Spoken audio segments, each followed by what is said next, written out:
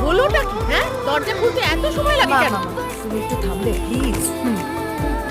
আপনারা আসছেন জানলে আগে থেকে দরজাগুলো চৌকাঠে বসে থাকতাম। সেটা করলেই ভালো হতো। অবশ্য আগে জানিয়ে আসলে তোমার শ্বশুরকে তোমার এই খোলা থাই দেখতে হতো। যা, এভাবে বলো না। বিজয়ের কত বুদ্ধি বলো তো, কত পয়সা বাঁচাচ্ছে। পোশাক যত ছোট, খরচা তত কম। তাহলে তো গামছা পরলে আরো ভালো হয়। শ্বশুরকে দেখে মাথায় তুলে ঘুমটা দিয়ে দেবে। ওরে, মা, আপনি বললে আমি খুশি। মাসিমা কতক্ষণ এসছেন? প্রণাম। ঠিক আছে। একে বলে আতিথেয়তা, একে বলে কর্তব্য পরায়ণতা।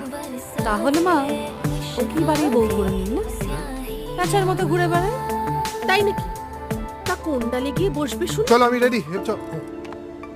তোমাকে তো ভাই চিনতে পারলাম না।